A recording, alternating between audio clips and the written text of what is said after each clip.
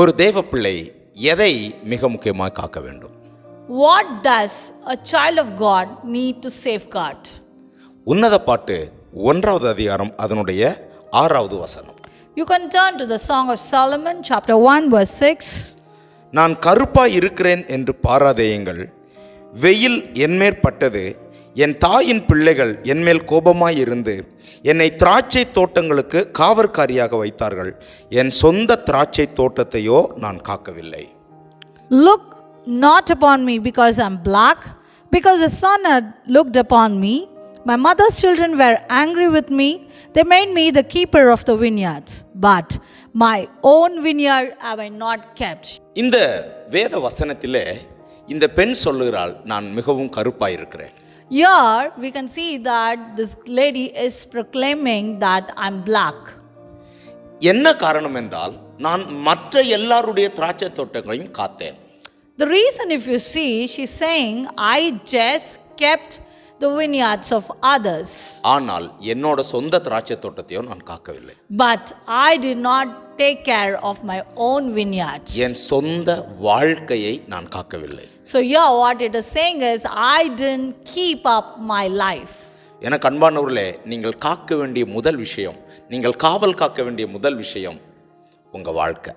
Dear child of God, the first thing you need to watch over is your own life.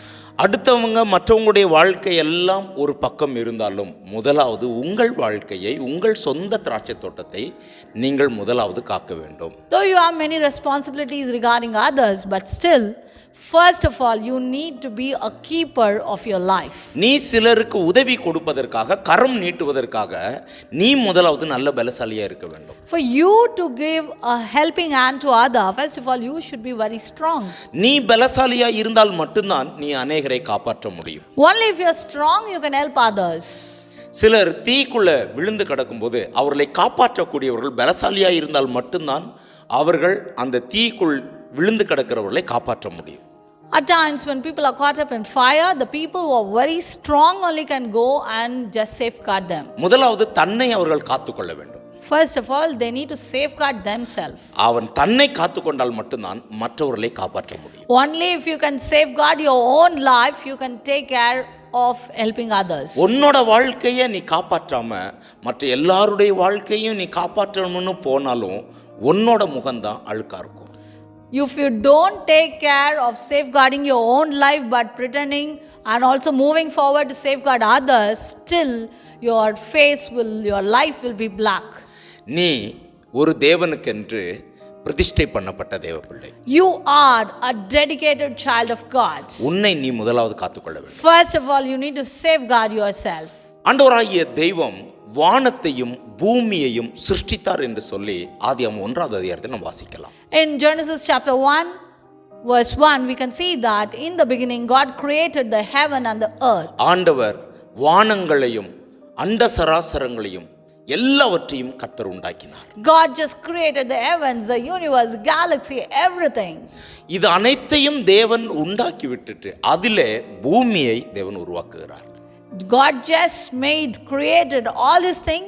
Amidst that, God created the earth. அந்த பூமியிலே ஒரு சின்ன Eden தோட்டத்தை தேவன் உருவாக்குகிறார். In that earth, a small place called Eden was created by God. அந்த Eden தோட்டத்துக்கு தான் தேவன் ஆதாமை காவல்காரனாய் வைத்தார். For that Eden, the keeper was Adam. முழு உலகத்திற்கும் ஆதாம் காவல்காரன் அல்ல, அவனுக்கென்று கர்த்தர் கொடுத்ததான மனைவிக்கும், அவனுக்கென்று கர்த்தர் கொடுத்த குடும்பத்திற்கும், அவனுக்கென்று கர்த்தர் கொடுத்ததான அந்த ஏதேன் தோட்டத்துக்கும் தான் அவன் காவல்காரன். This Adam was not responsible to safeguard the entire universe, but then he was given responsible to take care of his life, his wife, and also the Garden of Eden. மற்ற எல்லாருடைய வாழ்க்கைக்கும் பாதுகாவலனாய் இருப்பது ஒரு பகுதி. அதையெல்லாம் தாண்டி முதலாவது நீ உன் வாழ்க்கையை பாதுகாத்துக் கொள்ள. You need to take care and be the keeper of others, but it is all secondary. But primarily, you need to safeguard your own life. காரணம், நீ பிரதிஷ்டைக்கு உட்பட்டவன். The reason is you are a dedicated person. ஏனென்றால் நசரேய விரதம் கொண்ட ஒரு நபர்கள் மற்றவர்களை காப்பாற்றுகிறார்களோ, மற்றவர்களுக்குள்ள காரியங்கள் அதெல்லாம் பாராதபடி முதலாவது அவன் தன்னை சுத்தவனாய் காத்துக்கொள்ள வேண்டும். Because the Nazarite will first need to safeguard his own life. அப்போஸ்தலனாகிய பவுல் தீமோத்தேயுவுக்கு இதை அழகாக சொல்கிறார், உன்னை நீ சுத்தவானாக காத்துக்கொள். We can see that Apostle Paul is just speaking to Timothy saying, first you need to just keep up yourself as holy. உன்னை நீ சுத்தவானாக காத்துக்கொள். You keep yourself holy. அப்போ நம்மை பாதுகாக்க வேண்டிய பொறுப்பு யார்கிட்ட இருக்குதுன்னா நமக்கு தான் இருக்குது. Who is having the responsibility of safeguarding ourselves or us is we.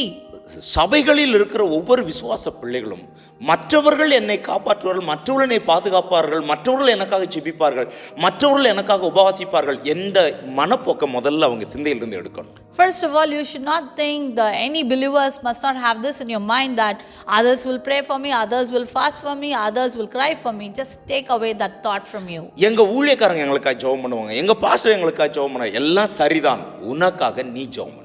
We may even say our pastors will pray for us, our servants of God will pray for us. Yes, all these are correct. First of all, you need to pray for your life.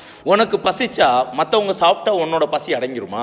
If you're hungry and other people are eating, will you be satisfied? உனக்கு பசி எடுத்தால் நீ சாப்பிடு. If you're hungry, you need to eat. உனக்கு தாகம் வந்துச்சுன்னா நீ தண்ணீர் குடி. If you're thirsty, you need to drink water. வெயில் என் மேலே பட்டுச்சு, நான் அழுக்காயிட்டேன், நான் மற்றவங்களை திராட்சை தோட்டத்தெல்லாம் பார்த்தேன், உன் வாழ்க்கை அழகா இல்லையே.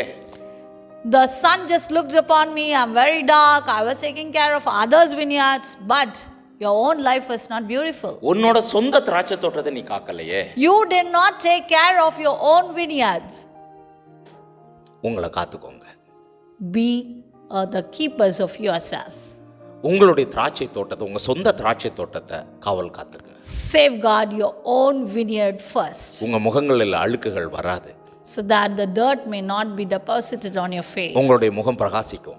Your face will shine. ஏன்னா நீ விழாம இருந்தேனாலே உன் முகத்துல சரியான ஆசீர்வாதம் இருக்கும். Because if you don't fall down, definitely the blessing will be bestowed on you. கர்த்தர் தாமே